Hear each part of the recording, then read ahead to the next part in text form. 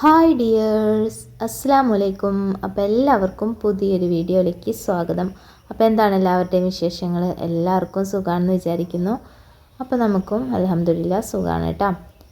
അപ്പോൾ ഇന്നത്തെ വീഡിയോ എന്താണെന്ന് വെച്ചാൽ നമ്മൾ ഉച്ചക്കത്തേക്കുള്ള കറിയും കാര്യങ്ങളൊക്കെയാണ്. ഇപ്പോൾ ചോറ് നേരത്തെ തന്നെ വെച്ചിട്ടുണ്ടായിരുന്നു കേട്ടോ. ചില ദിവസങ്ങളിൽ ഞാൻ അങ്ങനെയാണ്, ചോറൊക്കെ നേരത്തെ ആക്കി വെക്കും.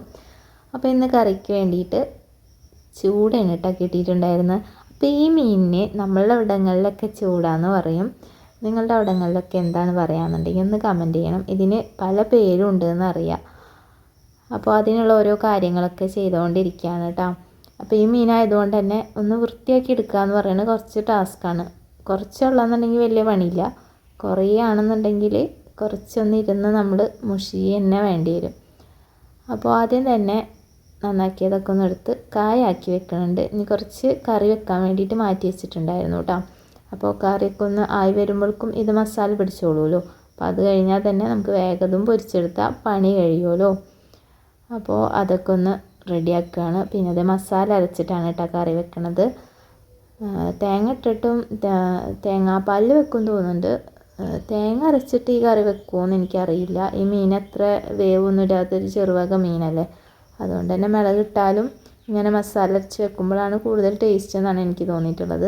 അപ്പോൾ ഇങ്ങനെ മസാല ഉണ്ടാക്കണമെന്നൊന്നും കാണിക്കുന്നില്ല കേട്ടോ. കാണിക്കില്ല, പറയണില്ല. നമ്മൾ കുറേ വീഡിയോസിലൊക്കെ കാണിച്ചിട്ടുണ്ട്. അപ്പോൾ ഇങ്ങനെ പിന്നെയും ഇങ്ങനെ കാണിച്ച് ബോറടിക്കണ്ടല്ലോ വിചാരിച്ചിട്ടാണ് പിന്നെ പ്രത്യേകം പറയണില്ലേ. അപ്പോൾ മസാലയൊക്കെ ഒന്ന് ചൂടാറി വരട്ടെ. ആ ഒരു ടൈം കൊണ്ട് തന്നെ നമുക്ക് പുളിയൊക്കെ ഒന്ന് പിഴിഞ്ഞ് കറിയൊക്കെ ഒന്ന് ആക്കാനുള്ള സെറ്റപ്പൊക്കെ ഒന്ന് ചെയ്യാം കേട്ടോ.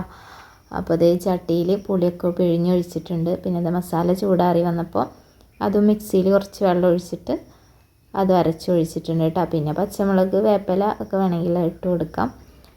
അപ്പോൾ അതേ ഇനി സിമ്പിളായിട്ട് കറി പെട്ടെന്നാക്കിയെടുക്കാം കേട്ടോ.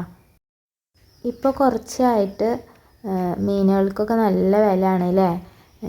ചാളക്കൊക്കെ ഇപ്പോൾ എന്താ വില എന്നറിയില്ല. എന്നാലും മറ്റുള്ള കുറച്ച് മീനുകൾക്കൊക്കെ വില കുറഞ്ഞിട്ടുണ്ടെന്ന് തോന്നുന്നു. ഈ മീനൊക്കെ 1.5 കിലോ 100 എന്ന് പറഞ്ഞിട്ടാണ് ഇവിടങ്ങളിലൊക്കെ കൊണ്ടുപോകണത് കണ്ടിട്ടാ.